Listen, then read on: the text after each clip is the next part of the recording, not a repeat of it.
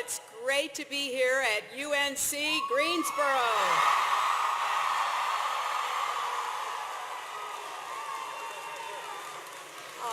I want to thank Martha for that wonderful introduction. It means so much to have her here, along with her wonderful daughter, Sarah, and her mother, Barbara. And the story she told is really one that motivates me every day, because it is kids like Sarah that led me to politics in the first place, to try to make our country and our world better for them. So to see Sarah grown up and thriving is very special. And your whole family's support really means the world to me. Thank you, Martha, Sarah, Barbara. I have to say, it's great to be back on the campaign trail.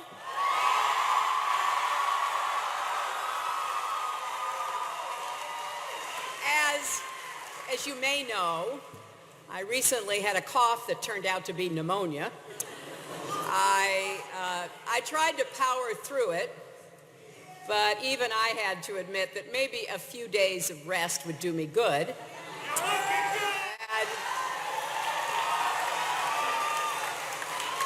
I'm not great at taking it easy even under ordinary circumstances, but with just 2 months to go until Election Day,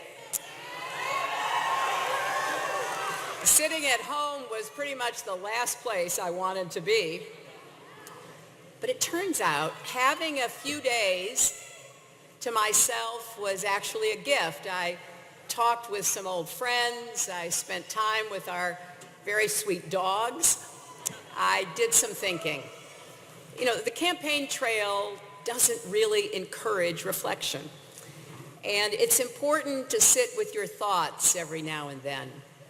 And that did help me reconnect with what this whole campaign is about. People like me, we're lucky. When I'm under the weather,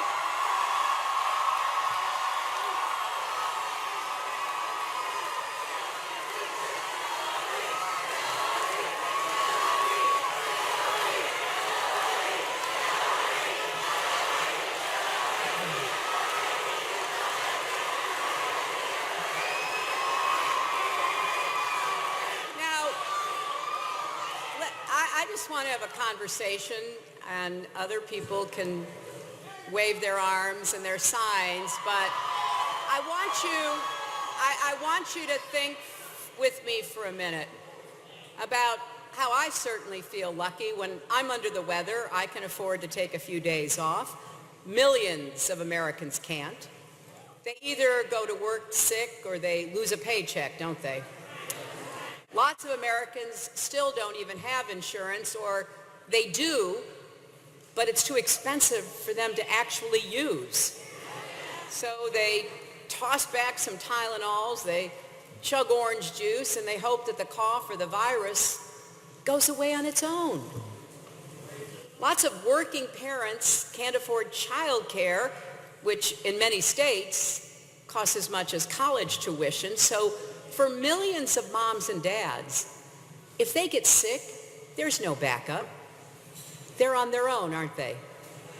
That's a story for too many people still in America.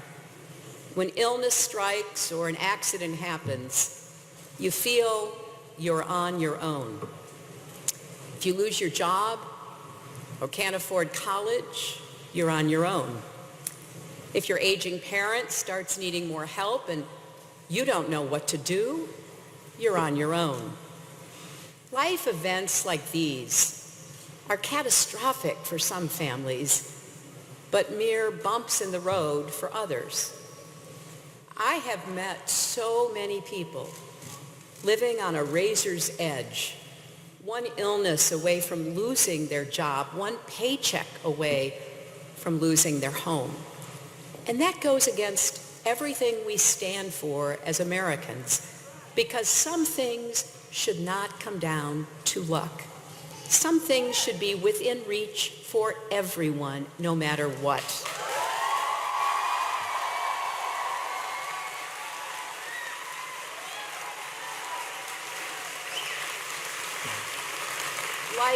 financial security, like affordable health care, like the peace of mind that comes with knowing that if something goes wrong, your family will be okay. And above all, the knowledge that no matter what, your president is fighting for you and will always have your back.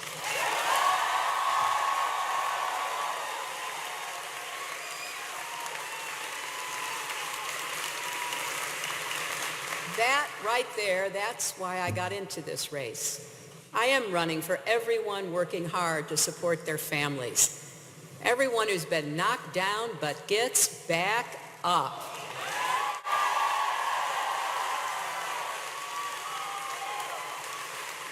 The factory workers on their feet all day and the nurses looking after patients all night.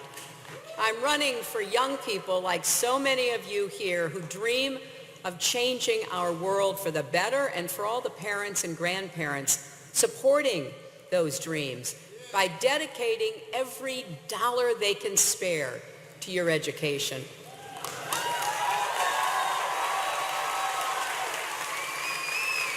I'm running for the LGBT teenager here in North Carolina who sees your governor sign a bill legalizing discrimination and suddenly feels like a second-class citizen.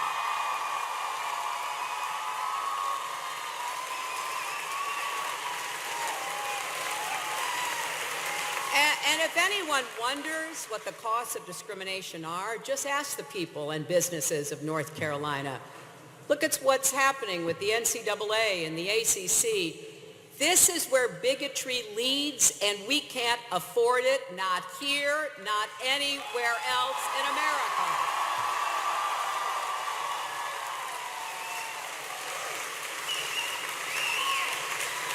I'm running for women like Janelle Turner. Back in May of last year, Janelle was diagnosed with breast cancer. She went through nearly 6 months of very tough treatments. Last October, she brought her 8-year-old daughter to one of our rallies in Iowa, and they made a huge sign that read, 13th chemo yesterday, 3 more, hear me roar.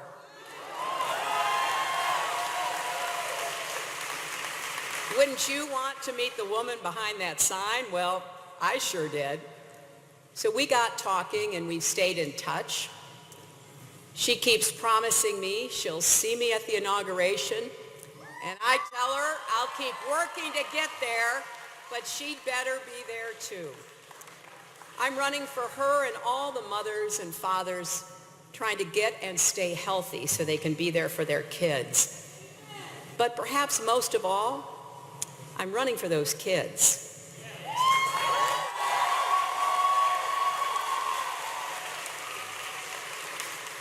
Standing up for children has been the work of my life.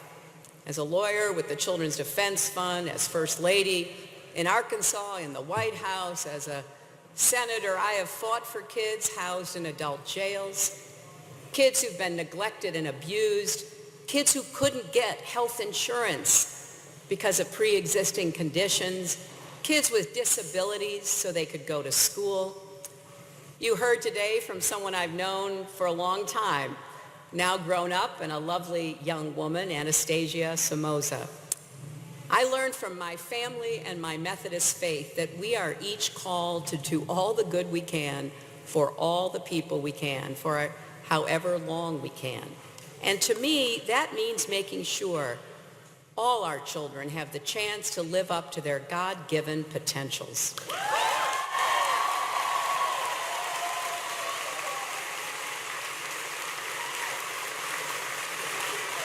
So when I meet a little girl in Nevada, terrified that her parents are going to be deported, it hits me right in the gut.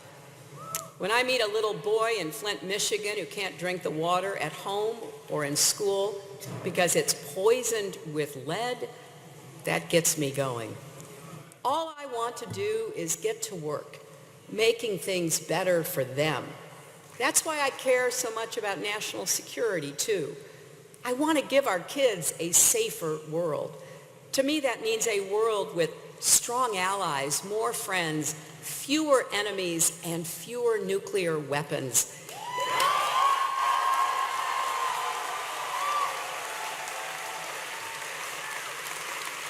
It also means leading the fight against climate change so we can leave our kids a healthy planet.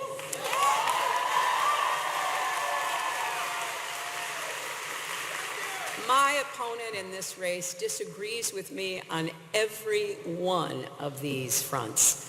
Just a few days ago, he said that if another country's troops taunted ours, not fired at them, but taunted them, just taunts, he would respond by blowing them out of the water. He would start a war over that. That is just one more reason, my friends, why the stakes in this election are as high as any in our lifetimes. You know, I've been involved in politics in one way or another for many years. It is not an easy business. It can get rough, and I've built up some defenses. When it comes to public service, I'm better at the service part than the public part. But this is why I do it, and this is who I'm in it for, to make life better for children and families.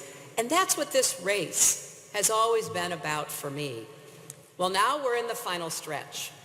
There are just 54 days till Election Day, just 54 days till the most consequential vote of our lifetime.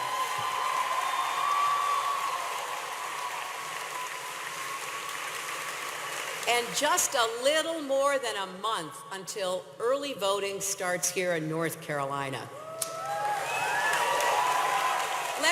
Let's make these days count, particularly here, because you know what your governor and legislature tried to do. Make it harder for young people to vote, harder for people of color, harder for people with disabilities, harder for the elderly. There can't be any more motivation than that to make sure every young person, every person of color, every person with a disability, every older person turns out and votes.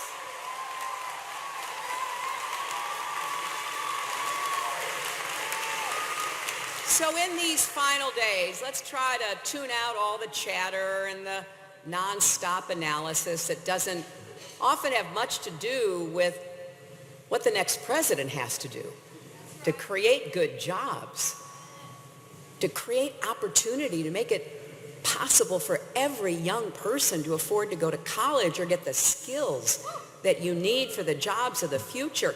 Let's talk about what really matters. And here's my promise to you.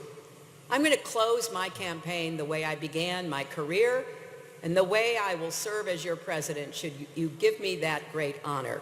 Focused on opportunities for kids and fairness for families. Next week, I'll go to Philadelphia to talk about challenges facing our young people. In Florida, to focus on building an economy that welcomes everyone's contributions, including people with disabilities. Then I'll be back here in North Carolina to meet with more working families. From now until November 8th, everywhere I go, I'm going to talk about my ideas for our country.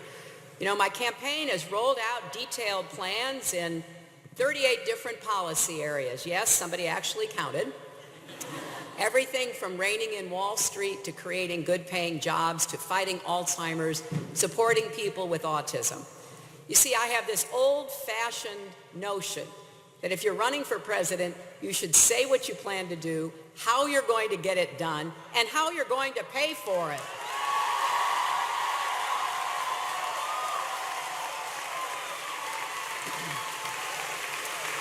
You can read it all on my website, HillaryClinton.com. We even put it in a new book called, you guessed it, Stronger Together.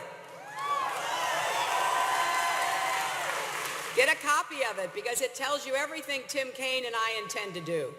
Now, like a lot of women, I have a tendency to over-prepare. I sweat the details, whether we're talking about the exact level of lead in the water in Flint, or how many North Carolina kids are in early enrichment programs, or the precise interest rate on your student loans, right down to the decimal. Because you know what? It's not a detail if it's your kid. It's not a detail if it's your family. It's a big deal. And it should be a big deal to your president.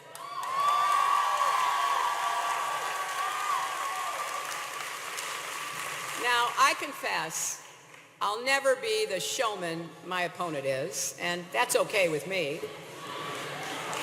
Just look at the show he put on with Dr. Oz today. But I am going to deliver for you and your family just like I did for Sarah all those years ago with the Children's Health Insurance Program that gave her the chance to be the extraordinary young woman she is. And I'll tell you something else. People accuse me of all kinds of things. You probably have seen that. But nobody ever accuses me of quitting. And I will never give up. I'll never walk away, no matter how tough the going gets. I'm actually asking Americans to hold me accountable for my ideas and hold my opponent accountable for his. We don't need a president who says the minimum wage is too high. We need a president who knows that Americans deserve a raise to get to a living wage. We don't need a president who wants to take away people's health coverage. We need a president who wants everyone to have quality, affordable health care. And we don't need a president who apparently thinks only married people deserve paid leave and only mothers ever stay home with the kids. We don't need someone who rushes out a half-baked plan just weeks before an election after decades of ignoring or putting down working moms. We need a president who has spent years fighting for these issues, who has a plan to support all families in all their various shapes. Ask yourself which candidate you can count on to be on your side. Respect your family. Stand up and fight for you and your kids.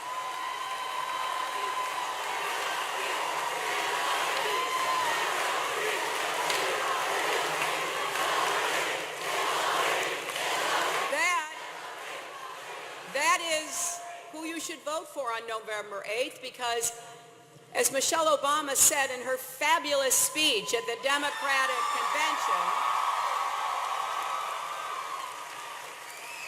when we go to the polls this November, the real choice isn't between Democrat or Republican. It's about who will have the power to shape our children for the next 4 years of their lives. It's also about the kind of country we want to be and what we want to leave behind for future generations. People have to decide. Are we going to make our economy work for everyone or just those at the top? Are we going to bring people together or pit Americans against each other and rip our country apart? Are we going to work with our allies to keep us safe? Or are we going to put a loose cannon in charge who would risk everything generations of Americans have worked so hard to build? Now, I have a lot of confidence in the American people and in our country. My opponent keeps running us down, saying we're weak, a disaster, an embarrassment. Every time he says things like that, I think about Janelle and her strength in the face of cancer, or Martha and Sarah in the face of their health challenges, and that little boy in Flint who gets up every day and goes to school even though he can't drink the water. See, my opponent has America all wrong. There's nothing we can't do when we come together as one nation, set big goals, and pursue them.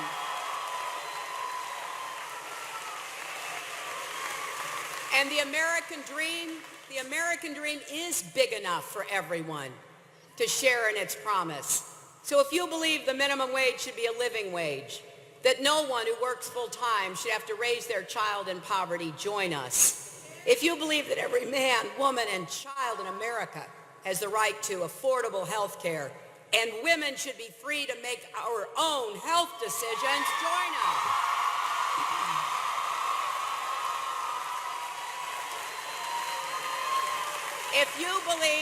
If you believe your working mother, wife, sister, or daughter deserves equal pay, then join us.